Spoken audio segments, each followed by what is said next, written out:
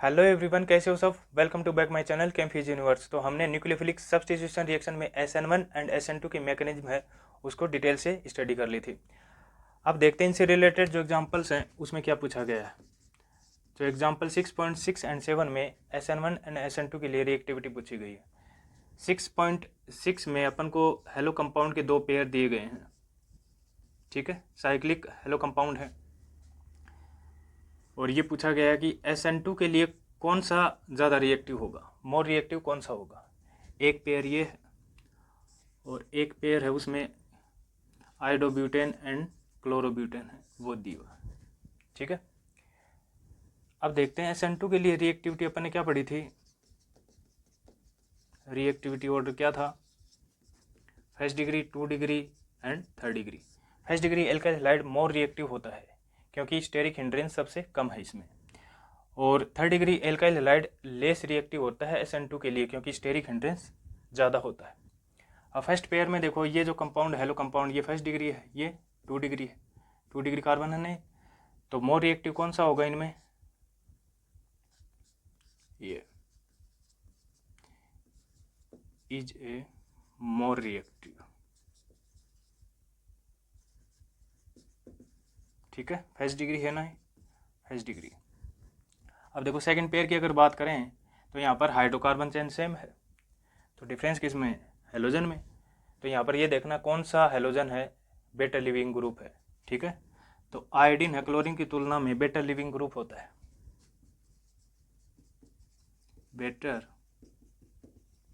Leaving group किसके कारण होता है, due to big size.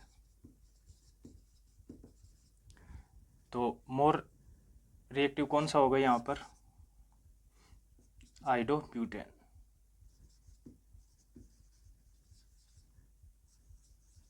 More reactive, clear. अब देखते हैं 6.7 एग्जाम्पल है, उसमें क्या पूछा गया है।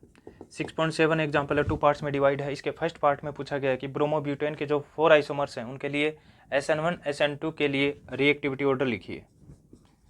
तो 4 आइसोमर्स ऑफ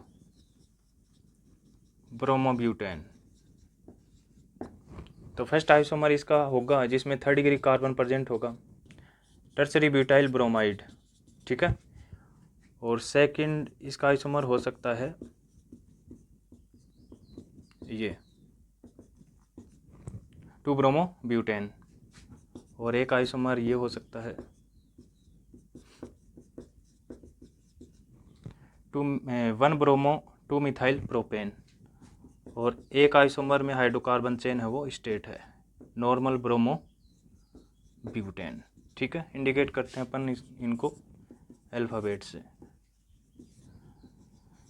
ठीक है। अब देखो SN1 के लिए अगर रिएक्टिविटी ऑर्डर देखें तो SN1 के लिए रिएक्टिविटी ऑर्डर होता है 3rd डिग्री एल्काइल हैलाइड, उसके बाद 2 डिग्री और सबसे कम रिएक्टिव होगा फर्स्ट डिग्री, ठीक है।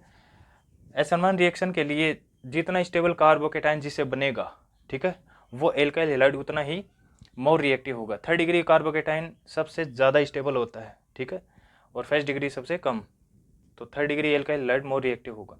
अब देखो 3rd डिग्री कार्बोकेटाइन किससे बनेगा, इससे, तो ए मोर रिएक्टिव होगा, उसके बाद बी, उसके बाद सी, और सबसे कम डी।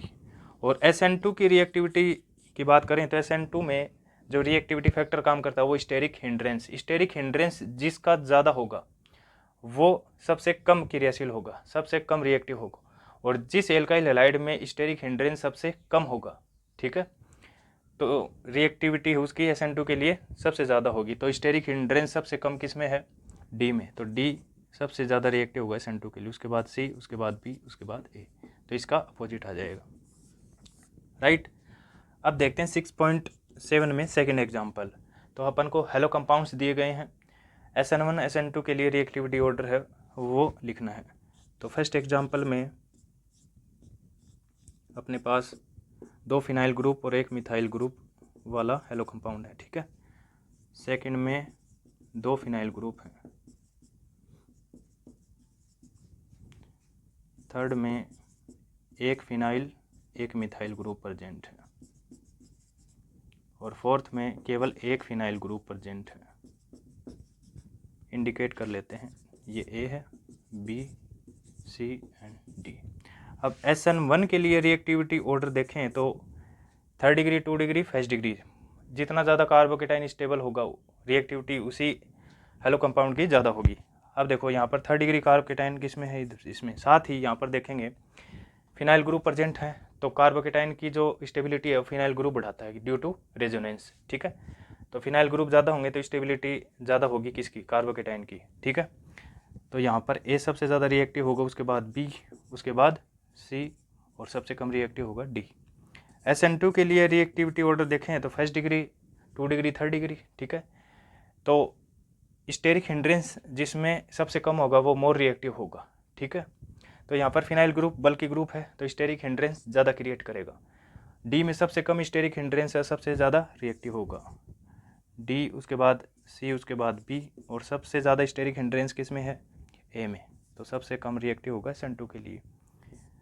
तो SN1 SN2 की रिएक्टिविटी ऑर्डर है वो आप आसानी से लिख सकते हैं। SN1 में रिएक्टिविटी है वो कार्बोकेटाइन की स्टेबिलिटी पर डिपेंड करती है, ठीक है, और SN2 में रिएक्टिविटी है वो स्टेरिक हिंड्रेंस पर डिपेंड करती है, राइट। नेक्स्ट चलते हैं। अब हमारा नेक्स्ट टॉपिक है stereo chemical aspects in SN reaction. Nucleophilic substitution reaction में स्टीरियो केमिस्ट्री कैसे अप्लाई होती है उसको डिस्कस करते हैं, ठीक है। तो स्टीरियो केमिकल एस्पेक्ट्स में फर्स्ट टॉपिक इंक्लूड करते हैं वो है स्टीरियो आइसोमेरिज्म। क्या होती है स्टीरियो आइसोमेरिज्म? तो वो स्पीसीज जिनके मॉलिक्यूलर फार्मूला और स्ट्रक्चरल फार्मूला है वो सेम होते हैं, लेकिन समूहों का या एटम्स का स्पेशियल अरेंजमेंट है उनमें अंतर होता है, ठीक है। तो इस प्रकार की जो आइसोमेरिज्म है वो स्टीरियो आइसोमेरिज्म कहलाती है। और स्पेशियल अरेंजमेंट के फलस्वरूप जो अलग अलग प्रकार के कंपाउंड बनेंगे ना, मॉलिक्यूल बनेंगे, उनको कहते हैं स्टीरियो आइसोमर्स। क्लियर? तो कैसे डिफाइन करेंगे? Same molecular and structural formula but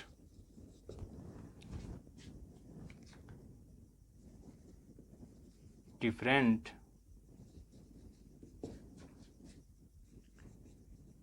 spatial arrangement of atoms और ग्रुप्स। तो इस प्रकार की आइसोमेरिज्म है वो क्या कहलाएगी? Stereo isomerism, right. अब देखो स्टीरियो आइसोमेरिज्म में अपन फर्स्ट जो हेडिंग है, फर्स्ट टॉपिक इंक्लूड करेंगे वो है plane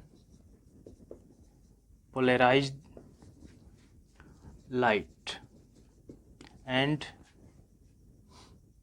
optical activity. Optical activity, right. तो इसमें देखते हैं कि प्लेन पोलराइज्ड लाइट है वो क्या होता है, ठीक है। इसको शॉर्ट में अपन PPL बोलेंगे। देखो नॉर्मल लाइट में जो रेज का जो वाइब्रेशन है वो सभी प्लेन में होता है, ठीक है। तो नॉर्मल लाइट को जब निकोल प्रिज्म में से अपन पास करवाएंगे तो उसके बाद जो हमें लाइट प्राप्त होगी, ठीक है, जो लाइट बीम हमें प्राप्त होगी उसमें रेज का जो वाइब्रेशन है वो एक ही प्लेन में हमें प्राप्त होगा। तो इस प्रकार की लाइट कहलाएगी प्लेन पोलराइज्ड लाइट, जिसमें वाइब्रेशन है, लाइट का वाइब्रेशन एक ही प्लेन में होगा। क्लियर? तो कैसे डिफाइन करेंगे? When normal light passed through the Nicol prism. अब निकोल प्रिज्म क्या होता है? निकोल प्रिज्म होता है crystalline structure of the calcite या कैल्शियम कार्बोनेट, ठीक है। तो किससे बना होता है? Made up of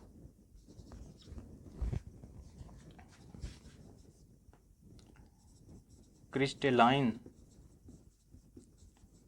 structure of calcium carbonate, ठीक है। When normal light pass through the Nicol prism the light emerging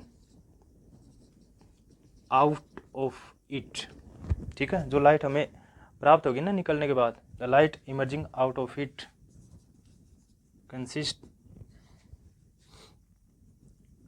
vibrating one plane only, जिसमें लाइट अपन गुजरने के बाद जो लाइट प्राप्त होगी इसमें जो वाइब्रेट है, रेज का वाइब्रेटिंग जो प्लेन है वो एक ही होगा, ठीक है।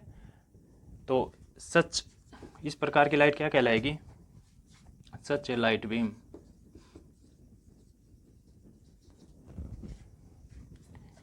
such a light beam is called plane polarised light, ठीक है।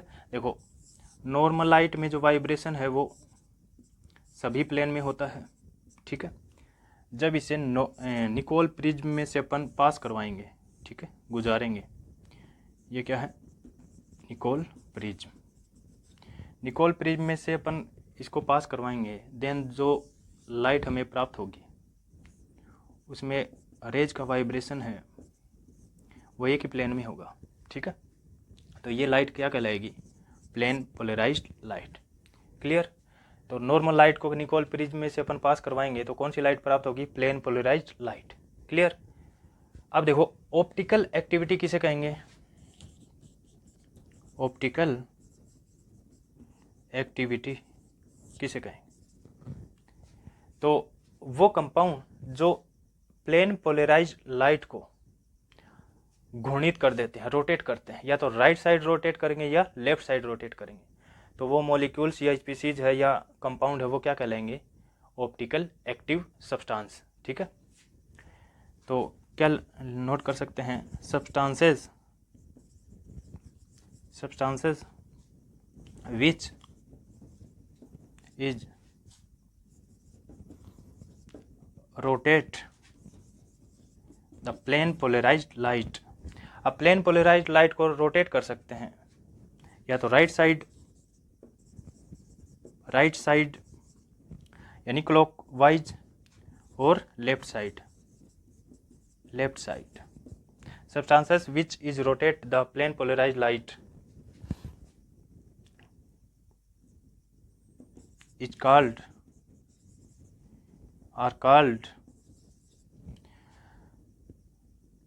optical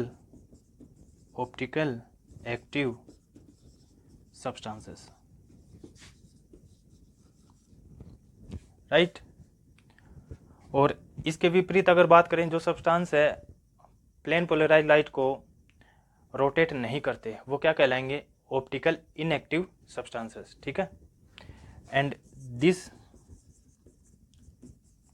property of substance is called optical activity.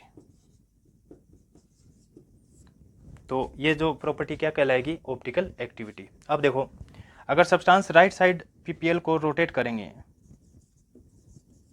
Right side यानी क्लॉकवाइज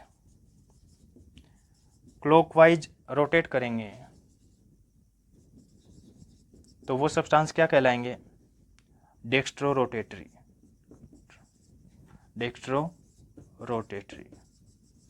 डेक्स्ट्रो की जगह अपन ये भी लिख सकते हैं प्लस या स्मॉल डी, ठीक है। प्लस या स्मॉल डी अपन को इंडिकेट कर रहे हैं कि जो सब्सटेंस है वो पीपीएल को किस साइड है, किस दिशा में रोटेट कर रहे हैं, क्लॉकवाइज, डेक्स्ट्रो रोटेटरी। और लेफ्ट साइड यानी एंटी क्लॉकवाइज रोटेट करेंगे वो क्या कहलाएंगे, लीवो रोटेटरी। लीवो को इंडिकेट करते हैं माइनस से या स्मॉल एल से, ठीक है। याद रखना कैपिटल यूज नहीं करेंगे, स्मॉल डी और स्मॉल एल यूज करेंगे, ठीक है।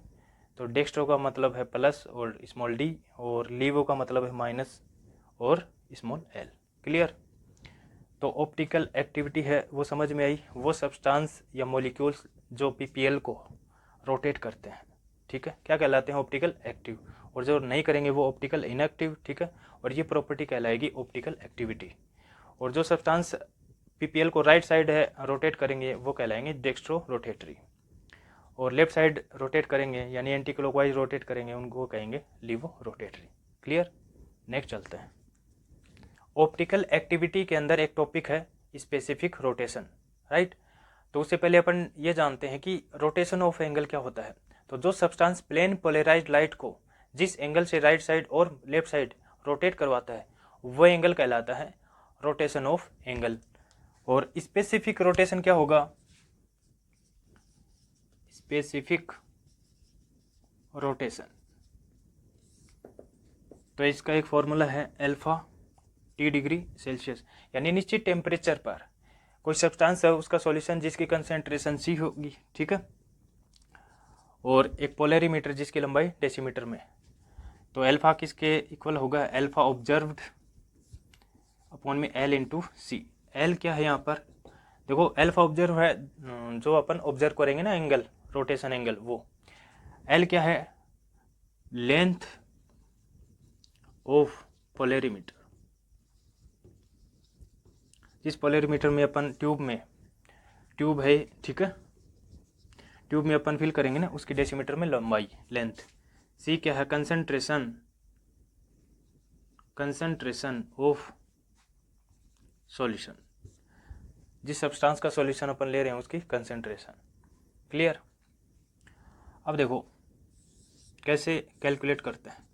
ये नॉर्मल लाइट है अपनी,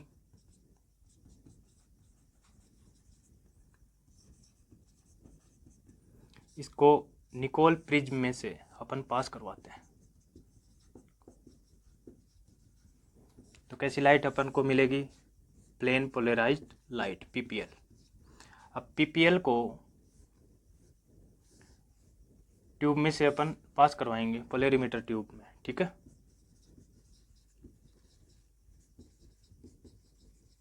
ट्यूब, इसमें क्या होगा, solution of a substance, solution इसमें फिल होगा, ठीक है। तो ये सॉल्यूशन, ये सब्सटेंस वाला सॉल्यूशन है वो या तो प्लेन पोलराइज्ड लाइट को राइट साइड रोटेट करवाएगा या लेफ्ट साइड। तो अपन मान लेते हैं राइट साइड अब इसने रोटेट करवा दी, तो इसके बीच का जो एंगल है वो क्या है, अल्फा रोटेशन एंगल। इसके सामने अपन एक निकोल प्रिज्म है वो रखते हैं जो मूवेबल एडजस्टेबल होता है, ठीक है।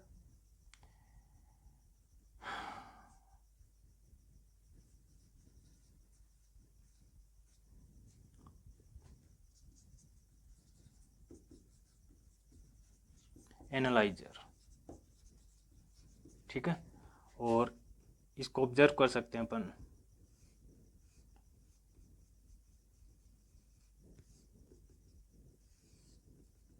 ठीक है। तो आसानी से अपन है स्पेसिफिक रोटेशन है वो ज्ञात कर सकते हैं। पोलरीमीटर की लंबाई है डेसीमीटर में रखेंगे, कंसंट्रेशन रखेंगे और अल्फा ऑब्जर्व जो किया है उसकी वैल्यू रखेंगे, तो स्पेसिफिक रोटेशन है निश्चित टेम्परेचर पर है वो कैलकुलेट कर लेंगे, ठीक है। अब अपना नेक्स्ट टॉपिक है स्टीरियो आइसोमेरिज्म में सेकंड जो टॉपिक है वो है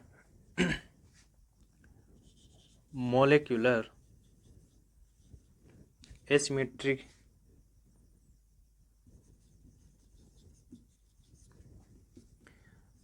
chirality and N एंस्यूमर।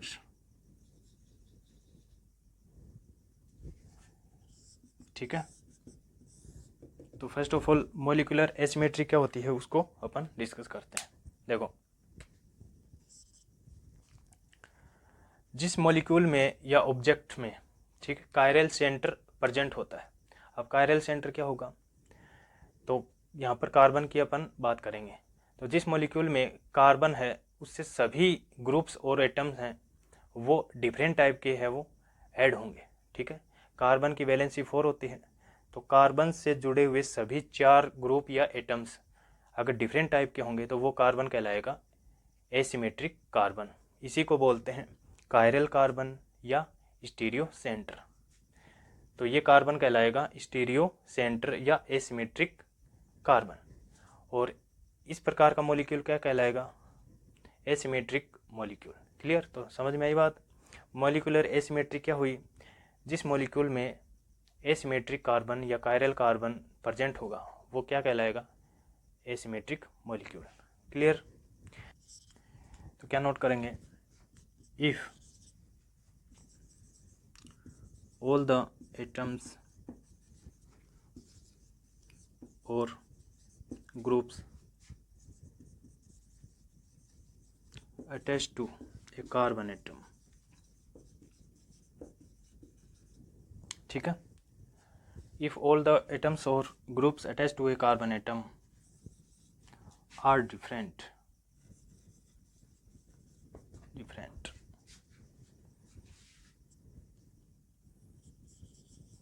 then such a carbon is called asymmetric carbon. इसी को बोलते हैं, क्या बोलेंगे? Chiral carbon. इसी को बोलेंगे स्टीरियो सेंटर। ठीक है। तो जिस मॉलिक्यूल में एसिमेट्रिक कार्बन प्रेजेंट होगा या कायरल कार्बन प्रेजेंट होगा वो क्या कहलाएगा? Asymmetric molecule. ठीक है। And this type of object और मॉलिक्यूल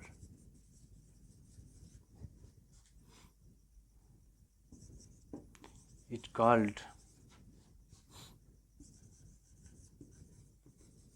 एसिमेट्रिक ऑब्जेक्ट और मॉलिक्यूल। तो इस प्रकार का जो ऑब्जेक्ट या मॉलिक्यूल होगा वो क्या कहलाएगा? Asymmetric molecule. क्लियर? देखो, कार्बन की वैलेंसी 4 होती है। मान लेते हैं ए, बी, सी एंड डी। अगर सभी ग्रुप या एटम है वो डिफरेंट टाइप के हैं तो ये क्या कार्बन क्या कहलाएगा? एसिमेट्रिक कार्बन या कायरल कार्बन। क्लियर हुआ? तो इस प्रकार का जो कार्बन क्या कहलाएगा? एसिमेट्रिक। और मॉलिक्यूल क्या कहलाएगा? Asymmetric molecule. क्लियर? अब देखते हैं इसके अंदर और कायरलिटी क्या होती है, एन आइसोमर्स हैं वो क्या होते हैं। ठीक है। अब देखते हैं कायरलिटी है वो क्या होती है। ठीक है, कायरलिटी। ठीक है। तो ऑब्जेक्ट या मॉलिक्यूल जिसकी मिरर इमेज है वो एक दूसरे पर अध्यारोपित नहीं होती, सुपर इम्पोजेबल नहीं होती। ठीक है। तो इस प्रकार का मॉलिक्यूल या ऑब्जेक्ट कहलाएगा कायरल मॉलिक्यूल और ये प्रॉपर्टी कहलाएगी कायरलिटी। ठीक है। तो कैसे नोट करेंगे? एन ऑब्जेक्ट और मॉलिक्यूल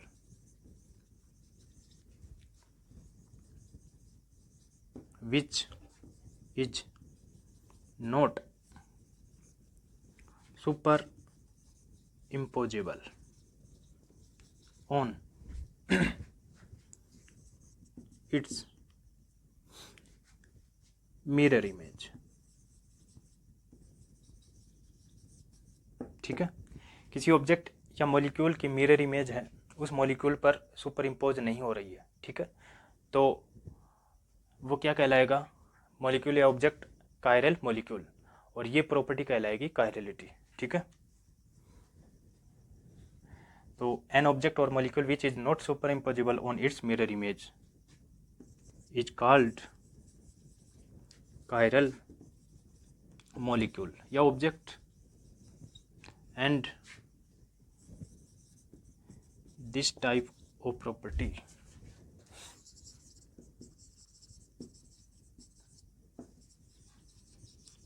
known as कायरलिटी। और जो ऑब्जेक्ट या मॉलिक्यूल जिसकी मिरर इमेज है सुपर इम्पोज होते हैं तो वो कहलाएंगे अकायरल मॉलिक्यूल और ऑब्जेक्ट। ठीक है, एन ऑब्जेक्ट और molecule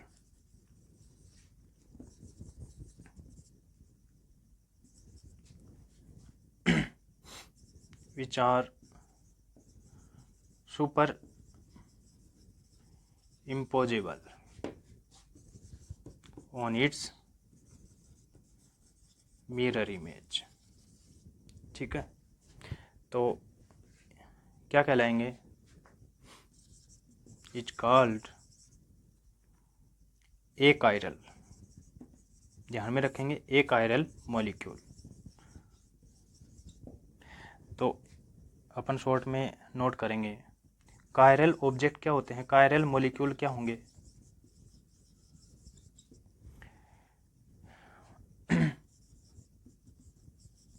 mirror image not super imposable.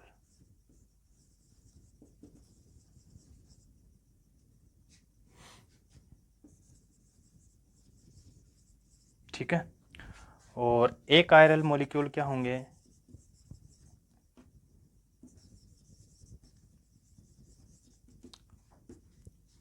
जिनकी मिरर इमेज है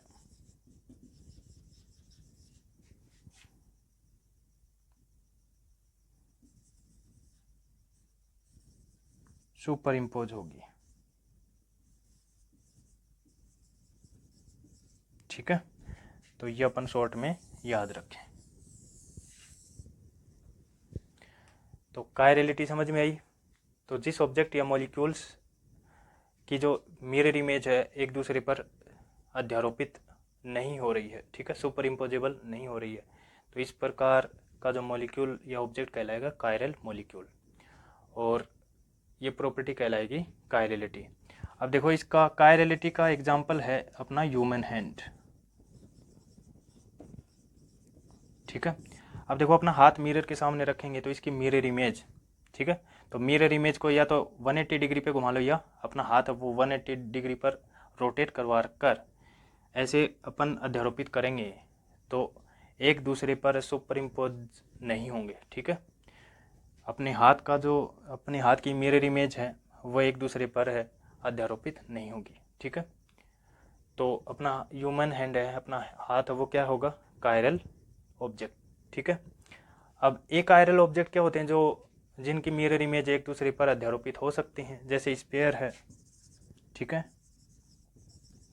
क्यूब है, तो ये एक दूसरे पर अध्यारोपित नहीं हो सकती हैं। ठीक है, तो अध्यारोपित होने वाली मिरर इमेज होंगी तो वो ऑब्जेक्ट या मॉलिक्यूल कहलाएगा अकायरल, और जिनकी नहीं होंगी वो कहलाएगा कायरल। ठीक है, क्लियर? अब नेक्स्ट देखते हैं। अब देखो अपना टॉपिक है एनाइसोमर्स। क्या होंगे? वे मॉलिक्यूल्स जिनकी मिरर इमेज है एक दूसरे पर अध्यारोपित नहीं होती, तो वो क्या कहलाएंगे? परस्पर एक दूसरे के एनाइसोमर्स। ठीक है, तो non superimposable mirror image. ठीक है, non superimposable mirror images are called enantiomers. ठीक है, तो सीधी सी डेफिनेशन है इसकी, नॉन सुपर इम्पोजेबल जो मिरर इमेज है वो क्या कहलाएंगी? एनाइसोमर्स। क्लियर? अब अपन कायरलिटी और एसिमेट्रिक जो प्रॉपर्टी है वो एग्जाम्पल के थ्रू अपन डिस्कस करते हैं। क्लियर? अब हम डिस्कस करते हैं test of the superimposability in the molecule, जिससे अपन को ये पता चलेगा कि कौन सा मॉलिक्यूल अकायरल है कौन सा कायरल है। क्लियर? तो हेडिंग डालेंगे टेस्ट ऑफ सुपर इम्पोजिबिलिटी। क्लियर? इसमें अपन एग्जाम्पल लेंगे फर्स्ट प्रोपेंटुओल का, प्रोपेंटुओल। अब प्रोपेन टू ऑल देखें,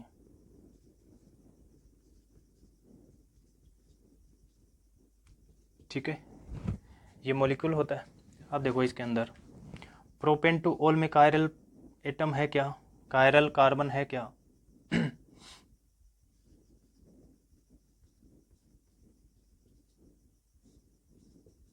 देखो इस कार्बन से सभी ग्रुप है डिफरेंट टाइप के हैं? नहीं है, क्योंकि मिथाइल ग्रुप सेम है ना।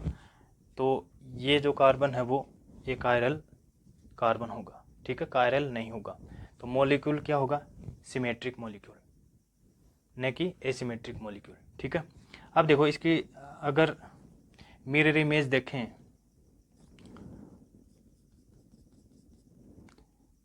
तो ये अपना CH3 ग्रुप है।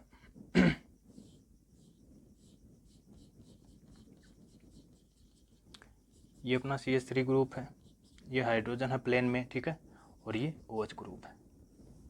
इसकी मिरर इमेज देखें तो कैसे प्राप्त होगी अपन को?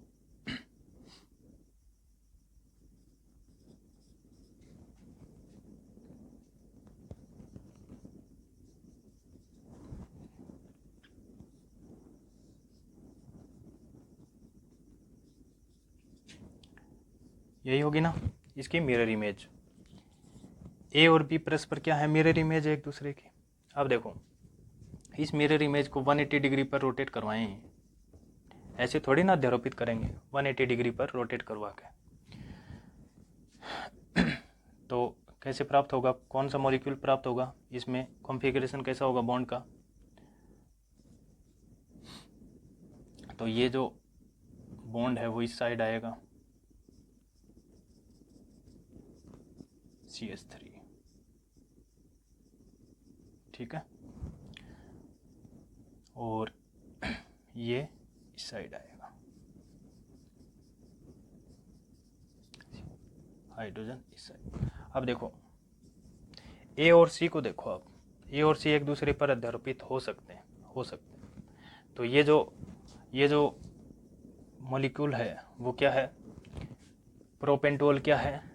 ए कायरल मॉलिक्यूल है, ठीक है। अभी अपन ने देखा था ना, जो जिस मॉलिक्यूल की जो मिरर इमेज है वो एक दूसरे पर अध्यारोपित हो रही है ना, तो मॉलिक्यूल पर अध्यारोपित हो रही है मिरर इमेज इसकी। तो ये जो मॉलिक्यूल है प्रोपेंटोल क्या है? Achiral. Propan two ol is A chiral molecule, clear. अब देखो एक एग्जांपल और लेते हैं ब्यूटेन टू ऑल का, ब्यूटेन टू ऑल। अब ब्यूटेन टू ऑल को अगर देखें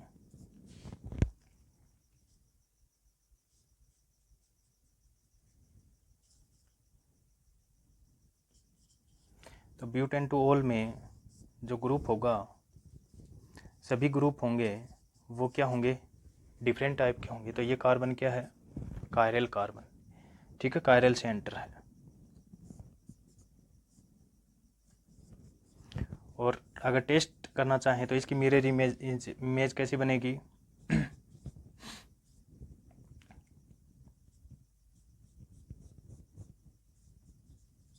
यही बनेगी ना,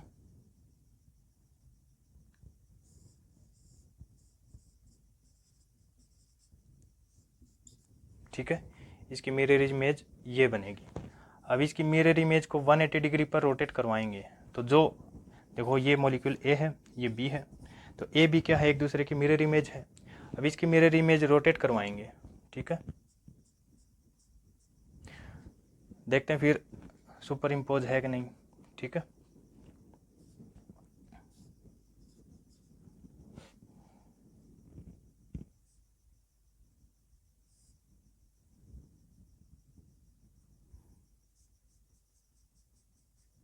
तो यहाँ पर आ जाएगा C2H5 और इस साइड आ जाएगा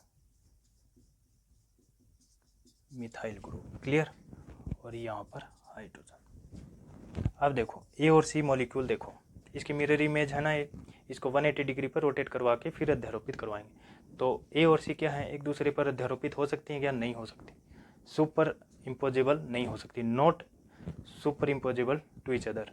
तो ये मॉलिक्यूल क्या कहलाएगा, butane two ol chiral molecule. So butane two ol is A chiral molecule. Clear. तो जिसकी मिरर इमेज अध्यारोपित हो रही है ना मॉलिक्यूल पर, तो वो होगा ए कायरल, और जिस पर अध्यारोपित नहीं हो रही तो वो मॉलिक्यूल कहलाएगा कायरल। क्लियर। तो प्रोपेन टू ऑल ए कायरल मॉलिक्यूल है और butane two ol chiral molecule है। क्लियर। अब देखते हैं नेक्स्ट अपना टॉपिक। अब हम डिस्कस करते हैं रेसेमिक मिक्सचर एंड रेसेमाइजेशन को। क्या होता है रेसेमिक मिक्सचर? वो मिक्सचर जिसमें 50% डेक्स्ट्रोरोटेटरी एंड 50% लीवोरोटेटरी का पार्ट है प्रेजेंट होता है। ठीक है। Equimolar mixture of enantiomers क्या कहलाता है? Racemic mixture. कैसे डिफाइन करेंगे? An equimolar mixture of enantiomer. तो एन आइसोमर्स में डेक्स्ट्रो एंड लीवो, तो 50% डेक्स्ट्रो का पार्ट प्रेजेंट होगा प्लस 50% लीवो का प्रेजेंट होगा। रिप्रेजेंट करेंगे इसको, रिप्रेजेंटेड बाय, रेसेमिक मिक्सचर को रिप्रेजेंट कैसे करेंगे भाई? 50% दोनों पार्ट है ना, डेक्स्ट्रो एंड लीवो, तो प्लस माइनस और DL। ठीक है, ध्यान रखेंगे। अब रेसेमिक मिक्सचर की जो नेचर है वो कैसी होगी? ऑप्टिकल एक्टिव होगा या इनएक्टिव? तो नेचर कैसा होगा? Optically inactive. क्यों? क्योंकि एक पार्ट डेक्स्ट्रो का है जो PPL को, प्लेन पोलराइज्ड लाइट को राइट साइड रोटेट करवाने की कोशिश करेगा। एक पार्ट लीवो का है जो प्लेन पोलराइज्ड लाइट को एक पार्ट राइट रोटेट करवाने की कोशिश करेगा, और लीवो क्या करवाने की कोशिश करेगा? PPL को लेफ्ट साइड रोटेट करवाने की कोशिश करेगा। तो फाइनल रिजल्ट क्या आएगा? 0। तो जो PPL है किसी भी डायरेक्शन में रोटेट नहीं होगा। ठीक है। तो रेसेमिक मिक्सचर की नेचर कैसी आएगी? Optically inactive. ठीक है। अब देखो ये जो प्रोसेस है ना, रेसेमिक फॉर्मेशन, रेसेमिक मिक्सचर बनाने का प्रोसेस है, वो क्या कहलाएगा? रेसेमाइजेशन। किससे बनेगा ये? ऑप्टिकली एक्टिव सब्सटेंस है, मॉलिक्यूल्स हैं। ठीक है, उसको किस में चेंज करना है? रेसेमिक मिक्सचर में। तो कैसे डिफाइन करेंगे? The process of converting, the process of converting of an optically active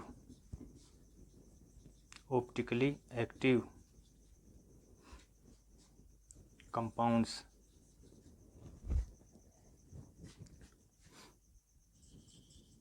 into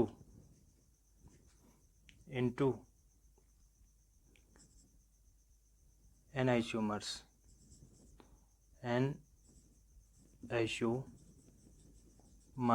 form. किसकी फॉर्म में अपन को चेंज करना है? एनाइसोमर्स की फॉर्म में, यानी D एंड L फॉर्म में अपन को चेंज करना है। तो ये प्रोसेस क्या कहलाएगी? Is called racemisation. ये जो प्रोसेस क्या कहलाएगी? रेसेमाइजेशन। ठीक है। The process of converting of optically active compounds into enantiomers form. तो एनाइसोमर्स में अपन को चेंज करना है किसको? ऑप्टिकली एक्टिव कंपाउंड को। तो ये प्रोसेस क्या कहलाएगी? रेसेमाइजेशन। क्लियर। नेक्स्ट अब डिस्कस करते हैं रिजोल्यूशन एंड रिटेंशन को। तो फर्स्ट ऑफ ऑल डिस्कस करेंगे रिजोल्यूशन को। तो रिजोल्यूशन का प्रोसेस क्या होता है? देखो अभी अपन ने डिस्कस किया था रेसेमिक मिक्सचर क्या होता है? वो मिक्सचर जिसमें 50% डेक्स्ट्रो एंड 50% लीवो पार्ट प्रेजेंट होता है। ठीक है। तो ऑप्टिकली इनएक्टिव होता है रेसेमिक मिक्सचर। रिजोल्यूशन प्रोसेस क्या होगा? रेसेमाइजेशन का अपोजिट ही। क्या होगा इसमें, रेसेमिक मिक्सचर से डी और एल फॉर्म है वो सेपरेट करते हैं, तो प्रोसेस क्या कहलाएगा, रिजोल्यूशन। क्लियर, तो नोट करेंगे, द प्रोसेस ऑफ सेपरेशन,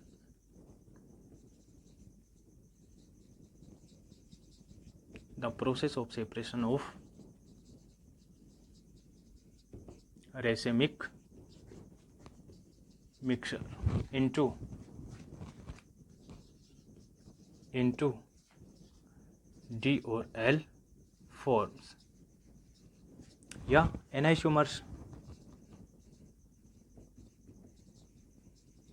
एनाइसोमर्स को सेपरेट करने का प्रोसेस है वो क्या कहलाएगा, रिजोल्यूशन, इज कॉल्ड रिजोल्यूशन। ठीक है, तो रिजोल्यूशन में ऑप्टिकली इनएक्टिव जो मॉलिक्यूल है किस में चेंज होगा, ऑप्टिकली एक्टिव में। ठीक है, नेक्स्ट अपना पॉइंट है रिटेंशन, धारणशीलता। ठीक है, इसमें क्या होगा, कौन क्या प्रॉपर्टी होती है, देखो एसिमेट्रिक मॉलिक्यूल जिसमें कायरल सेंटर प्रेजेंट होता है, तो केमिकल रिएक्शन के दौरान है एसिमेट्रिक मॉलिक्यूल में जो बॉन्ड्स का स्पेशल अरेंजमेंट है वो अनचेंज रहता है। ठीक है, रिएक्शन से पहले और रिएक्शन के बाद बॉन्ड्स का स्पेशल अरेंजमेंट है वो सेम रहेगा, अनचेंज रहेगा, तो प्रॉपर्टी क्या कहलाएगी, रिटेंशन की। तो नोट करेंगे, the relative special arrangement of the bond, the relative spatial arrangement of the bonds at an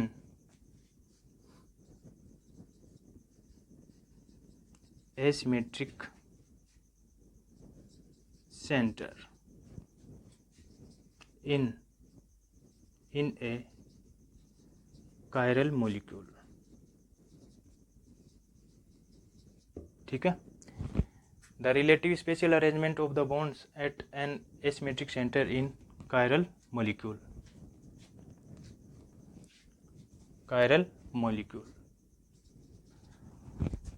are the remains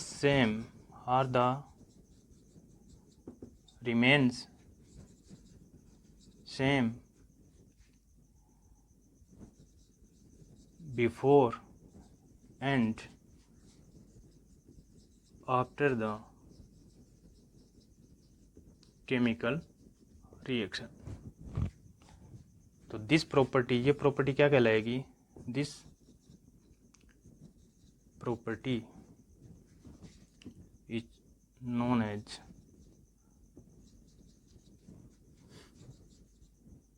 as retention.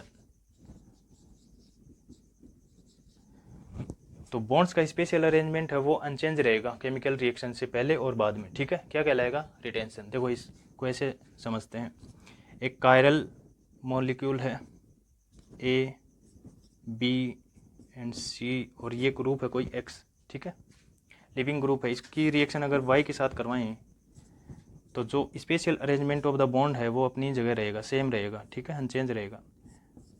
ठीक है, ये प्रोडक्ट बनेगा। तो प्रॉपर्टी क्या कहलाएगी मॉलिक्यूल की, रिटेंशन। बॉन्ड है अपनी जगह है, अब स्पेशल अरेंजमेंट है अपना सेम रखेंगे। ठीक है, नेक्स्ट चलते हैं।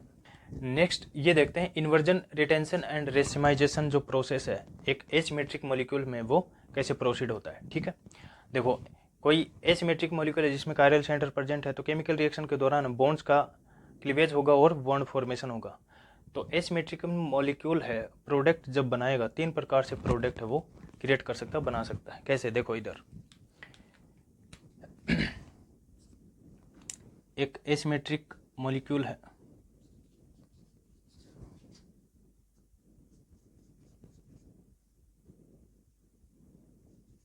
ये डैश फॉर्म है और ये वेज फॉर्म है बॉन्ड की, और ये कोई ग्रुप है एक्स।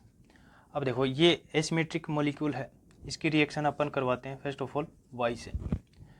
तो यदि बॉन्ड्स का इन्वर्जन होता है, ठीक है, अपन ने पढ़ा ना बॉन्ड का इन्वर्जन कैसे होगा,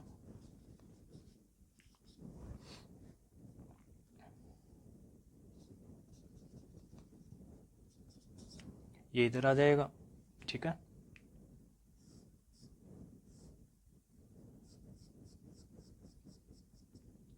ये इधर, और जो y है अटैच होगा ना इससे तो इधर आएगा। तो क्या हुआ यहाँ पर, इन्वर्जन ऑफ द कॉन्फ़िगरेशन,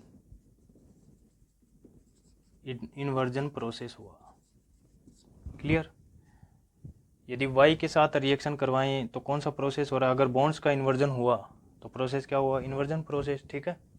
यदि y के साथ अगर रिएक्शन करवाएं तो बॉन्ड्स का स्पेशल अरेंजमेंट अपनी जगह रहेगा, तो प्रोसेस कौन सा होगा, रिटेंशन का।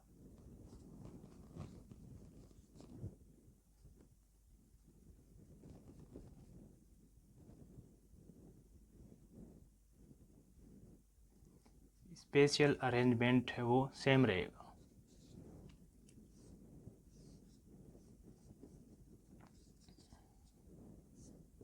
ये वाई अटैच होगा, प्रोडक्ट बन गया। तो प्रोसेस किसके अकॉर्डिंग हुआ, रिटेंशन का। प्रोसेस कैसे हुआ, जिसमें बॉन्ड्स का जो अरेंजमेंट है, स्पेशल अरेंजमेंट है वो अपनी जगह रहेगा, रिटेंशन।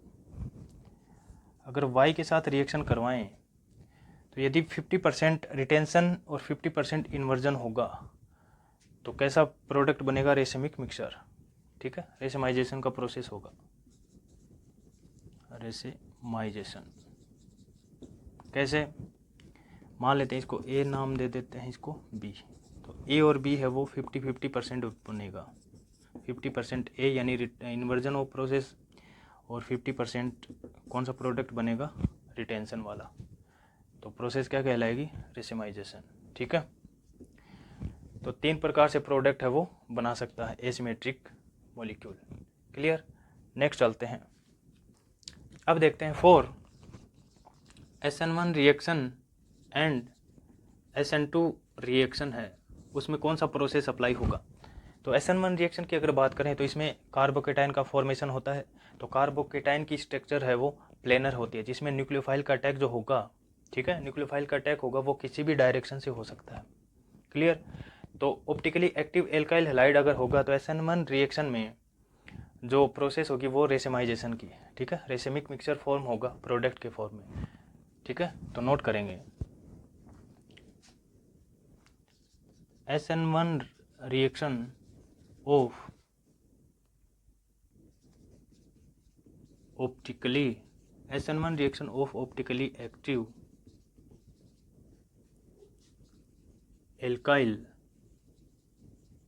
हैलाइड्स are accompanied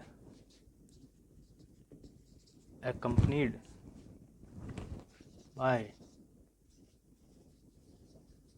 रेशमाइजेशन, ठीक है। रेशमाइजेशन प्रोसेस के फलस्वरूप है वो रिएक्शन कंप्लीट होगी। क्लियर। और SN2 की अगर बात करें तो इसमें कार्बोकेटाइन फॉर्म नहीं होगा, मिड में एक स्टेज बनती है ट्रांजिशन स्टेज, ठीक है। तो प्रोडक्ट जैसे ही बनेगा तो कौन सा प्रोसेस होगा, इन्वर्जन वाला, ठीक है। Optically active alkyl halide present है तो इन्वर्जन ऑफ प्रोसेस होगा, इन्वर्जन ऑफ कॉन्फ़िगरेशन। तो SN2 reaction of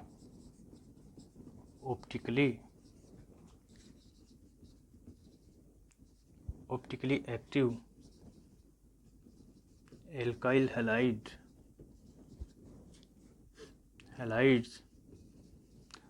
are accompanied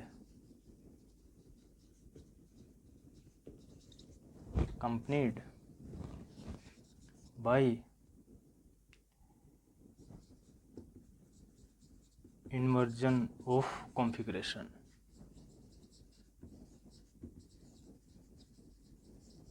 ठीक है। SN1 एंड SN2 में अपन ने देखा था कि इन्वर्जन ऑफ कॉन्फ़िगरेशन क्या होता है, ठीक है। तो SN1 में जो प्रोडक्ट बनेगा वो रेसिमाइजेशन के फलस्वरूप बनेगा, रेसिमिक मिक्सचर बनाएगा। और SN2 में क्या होगा, inversion of configuration. Important point है ये, ठीक है, ध्यान में रखेंगे। नेक्स्ट चलते हैं। अब हम देखते हैं एग्जाम्पल 6.8 को। तो 6.8 में अपन को कंपाउंड्स का जो पेयर है वो दिया गया है और इसमें कहा गया है कि कायरल और ए कायरल मॉलिक्यूल है उसको आइडेंटिफाई कीजिए, ठीक है। तो एक पेयर ये है। अब अपन इसकी पहचान के लिए है मॉलिक्यूल्स को अपन इंडिकेट कर देते हैं अल्फ़ाबेट से, ठीक है। तो 3 एग्जाम्पल हैं। फर्स्ट में जो मॉलिक्यूल है उसमें देखो अपन को कायरल सेंटर देखना है, कायरल कार्बन है तो वो क्या होगा, कायरल मॉलिक्यूल, ठीक है। तो इस कार्बन से सभी ग्रुप है वो डिफरेंट टाइप के हैं तो वो ये क्या होगा, कायरल, ठीक है। तो फर्स्ट में जो आंसर होगा ए जो मॉलिक्यूल है वो क्या होगा, कायरल। और बी क्या होगा, देखो इधर ब्रोमीन है वो सेम है ना इस कार्बन से, तो ए कायरल कार्बन हो गया, ए कायरल मॉलिक्यूल होगा। बी जो मॉलिक्यूल है वो क्या है, ए कायरल, क्लियर। अब अगर सेकंड एग्जांपल देखें तो इस कार्बन को देखो इधर, एक ग्रुप ये है, एक हाइड्रोजन है, एक मिथाइल ग्रुप है और एक ये पूरा ग्रुप है, ठीक है। तो इस कार्बन से सभी चारों ग्रुप हैं वो अलग अलग हैं, डिफरेंट टाइप के हैं, तो ये क्या होगा, कायरल। और इसमें देखो मिथाइल इस कार्बन से हैं, ये जो ग्रुप है दो वो सेम है, ठीक है। तो इसमें ए मॉलिक्यूल है वो क्या होगा, कायरल, कायरल। और बी क्या होगा, ए कायरल, क्लियर। अब थर्ड जो एग्जांपल है उसमें देखते हैं।